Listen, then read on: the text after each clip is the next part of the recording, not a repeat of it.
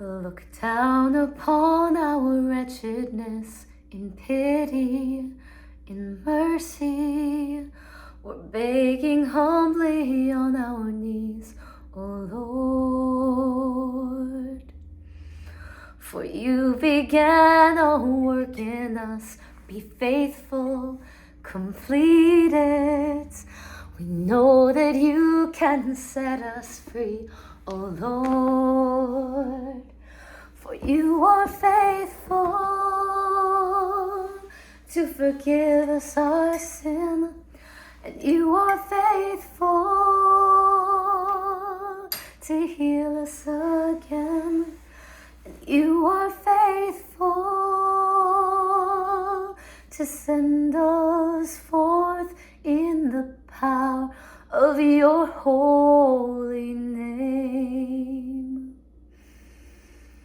Ignite the fire you planned for us. We're waiting, we're yearning. We trust your hand to lead us forth, O Lord. Anoint us and cleanse us now of selfish ambition, for we are lost without your power, O Lord. For you are faithful to forgive us our sin, and you are faithful to heal us again. You are faithful to send us forth in your power.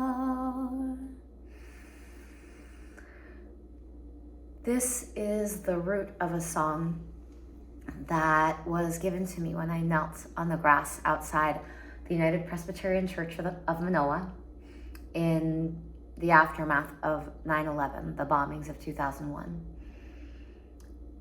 As a child who had lived around the world and traveled internationally during times of crisis, I could feel in my bones that it was a moment for our people, the United States, my people, for I have indigenous blood from this continent, to take accountability and to pray to a faithful Father to help us figure out what that meant.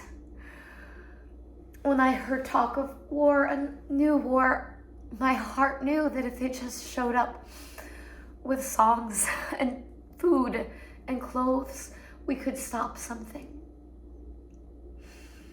And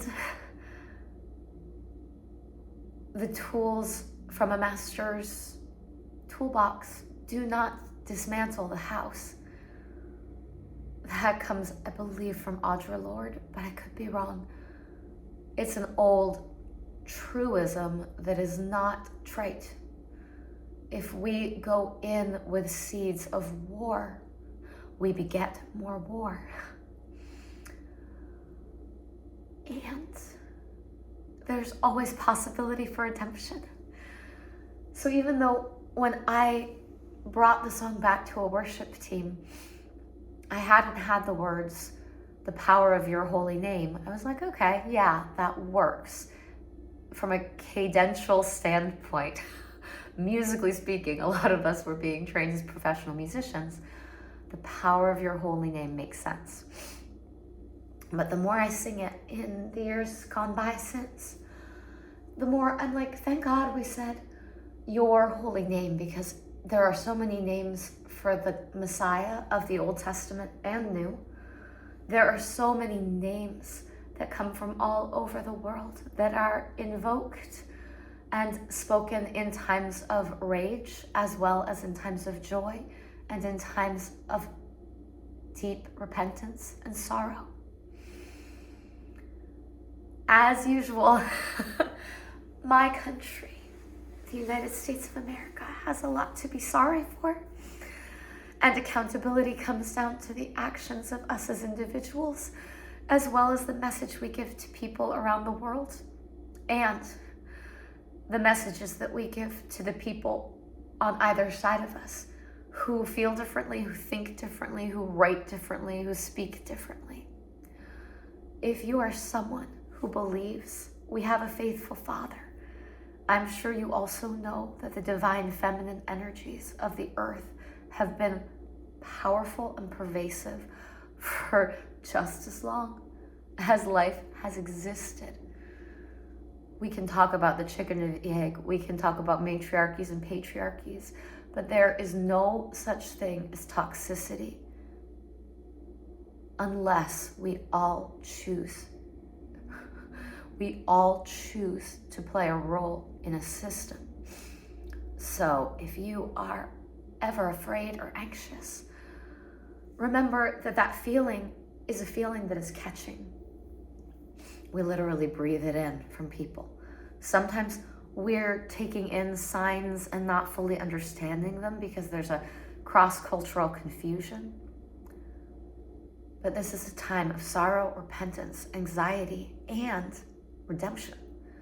So if you, like me, have any faith at all, it is not time to draw lines in the sand that relate to color or creed. It is not time to draw lines in the sand that have to do with a system that you're defending because you're deeply invested in it. It is a time to give freely and without asking too many questions. And if you don't know what that means, then you don't know what it is to be impoverished. You don't know what it is to be a person of faith.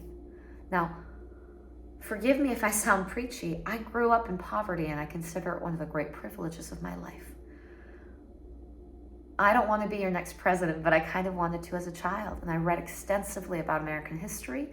And it was clear to me that compromises always make things both worse and just temporarily better. I have no interest in being a politician, though I'd be willing to be, I don't know, the Secretary of Education or an ambassador or something like that. Because I know a lot of fancy words. I was a National Merit finalist, and I only like to brag about that because I gamed the system. As soon as someone was like, oh, we just learned a few more words, I was like, ha, big testing. People pay money, I'll just learn more words. So I only make a brag because there are people who don't have the bragging rights that I have. I had parents who read to me. I had a church that sang with me. I had missionary supporters who sent me overseas when I was 9 years old. I was a child who believed because I was taught to believe from before I was born. That is my inheritance, and that is the inheritance of all of us. If you don't believe in miracles, I pity you. I really do. But also, I know there's redemption and hope for all of us.